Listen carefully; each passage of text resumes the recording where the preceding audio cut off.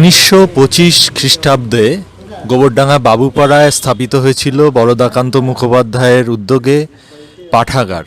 সেই পাঠাগারের শতবর্ষে পদার্পণ উপলক্ষে দুদিনব্যাপী অনুষ্ঠান শুরু হচ্ছে আগামী 10 এবং 11ই জানুয়ারি। বরদাকান্ত সাধারণ পাঠাগারের সামনে আমরা দাঁড়িয়ে আছি।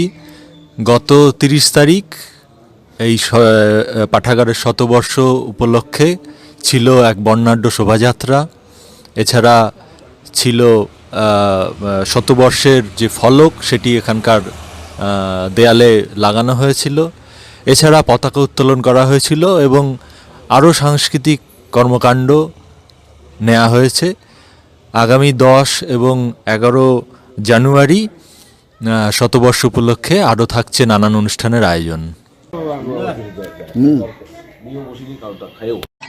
দুটো জিনিসই আছে, একটা হচ্ছে এই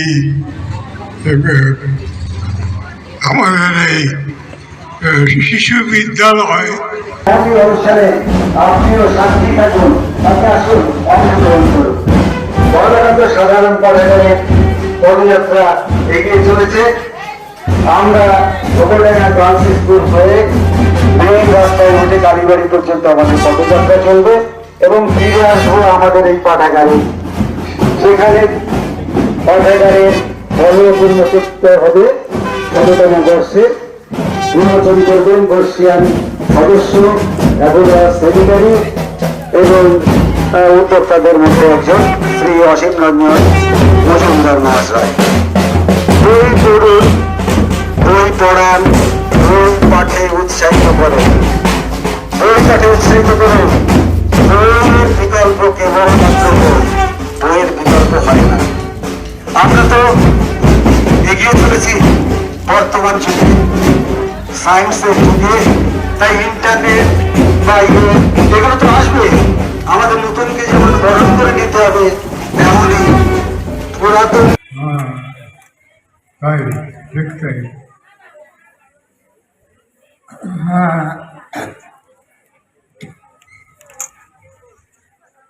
সেখানে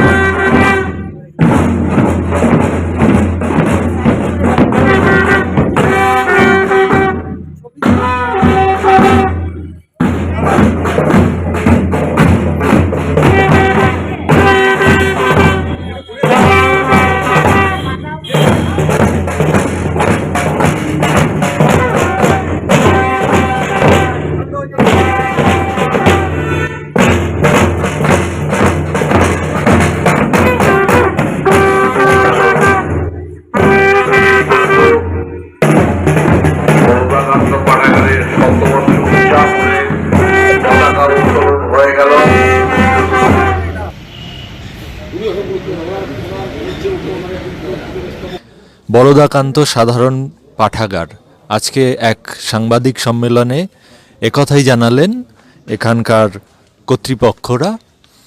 আসুন আমরা এবার একটু ঘুরে নিই এই শতাব্দী প্রাচীন পাঠাগারটিকে। বরদাকান্ত পাঠাগার গোবরডাঙ্গা কাটোয়া অঞ্চলে বরদাকান্ত পাঠাগার একটা অন্যতম শ্রেষ্ঠ সংস্কৃতি চর্চা কেন্দ্র ছিল। একটা সময় ছিল যখন নাকি গোবরডাঙ্গা কাটোয়া অঞ্চলে বরদাকান্ত পাঠাগার ছিল অন্যতম সংস্কৃতি চর্চা কেন্দ্র। তারপরে যা হয় আর কি, তখন টিভি ছিল না, মোবাইল ছিল না, কম্পিউটার ছিল না। এগুলো এসে যাওয়ার পরে যা হয়, বই পড়া একটা ভাঁটা পড়ে গেল। মানুষ বই পড়া থেকে এখন উঠে সরে যাচ্ছে। এরকম একটা অবস্থায় এসে আমাদের বরদাকান্ত পাঠাগার শতবর্ষে পদার্পণ করল। 1925 খ্রিস্টাব্দে এই গোবরডাঙ্গার একজন বিখ্যাত পণ্ডিত শ্রী বরদাকান্ত মুখোপাধ্যায়, তাঁর নামেই এই পাঠাগারটা প্রতিষ্ঠিত হয়। যেহেতু বইয়ের কোনো বিকল্প নেই, এই শতবর্ষে পদার্পণ করার পরে আমরা একটু চিন্তা করলাম, যদি মানুষকে বা সাধারণ মানুষকে আবার গ্রন্থাগারের দিকে ফিরিয়ে আনা যায়, মানুষের পাঠাভ্যাস যদি আবার শুরু করা যায় বা নতুন করে মানুষকে অনুপ্রাণিত করা, তাদের উদ্বুদ্ধ করা, গার্জিয়ানদের বলা যে আপনাদের সন্তানদের বই পড়ান, এই উদ্দেশ্য নিয়ে আমরা এই গোবরডাঙ্গা বড়দাকান্ত পাঠাগারের শতবর্ষ উদযাপন উৎসব করছি। আমরা গত 23শে ডিসেম্বর আনুষ্ঠানিকভাবে শুরু করেছি একটা ছোটোখাটো অনুষ্ঠান দিয়ে, পদযাত্রা করেছি, ফলক উন্মোচন করেছি শতবর্ষে, আমরা পতাকা উত্তোলন করেছি। এই করে কিন্তু মূল অনুষ্ঠান আমরা রেখেছি আগামী শনিবার এবং রবিবার, অর্থাৎ 10 এবং 11ই জানুয়ারি। এই শতবর্ষ উদযাপনের জন্য একটা কমিটি তৈরি করেছি, শতবর্ষ উদযাপন কমিটি। আমাদের এখানে কমিটির সদস্যরা রয়েছেন, আমাদের এখানে রয়েছে কমিটির এখানে সেক্রেটারি সুশোভন ভট্টাচার্য, আরেকজন সেক্রেটারি দীপক নন্দী, এবং এখানে এই জিম পাল লাইব্রেরিয়ান, আর সুমিত আছে, আর নারায়ণ বিশ্বাস আছে। এরা হচ্ছে আমাদের এই কমিটির সদস্য। আমার নাম সত্যব্রত দাস, আমি এই কমিটির সভাপতি। দীপক বলবে। 1979-এ লাইব্রেরি অ্যাক্ট হয় গভর্নমেন্টে, আর 81-এ বড়দাকান্ত সাধারণ পাঠাগার স্পন্সরশিপ পায়, এবং আমি হচ্ছে প্রথম সরকারি হিসেবে লাইব্রেরিয়ান এখানে। কত সালে আসে? 81-এ। 10 তারিখে আমাদের সঙ্গীত প্রতিযোগিতা এবং বিকেলবেলা সন্ধ্যেবেলা থেকে উদ্বোধন অনুষ্ঠান, সেটা উদ্বোধন করবেন আমাদের পৌরপ্রধান শঙ্কর দত্ত মহাশয়, উপস্থিত থাকবেন আরও গুণীজন। তারপরে সাংস্কৃতিক অনুষ্ঠানে থাকবে সঙ্গীত, আবৃত্তি এবং পরিশেষে নাটক। দ্বিতীয় দিন 11 জানুয়ারি সকালে থাকবে প্রতিযোগিতা, সেটা হচ্ছে নৃত্য প্রতিযোগিতা এবং কুইজ প্রতিযোগিতা।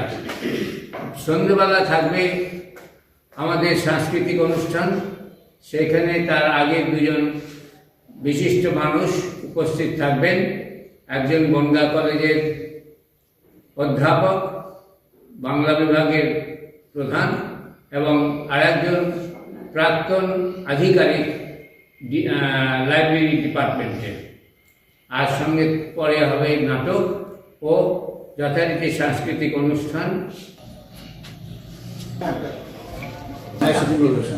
ক্যামেরায় সুদিন গুলদারের সাথে আমি বিষ্ণু সরকার, নিউজ প্রতিধ্বনি, গোবরডাঙ্গা।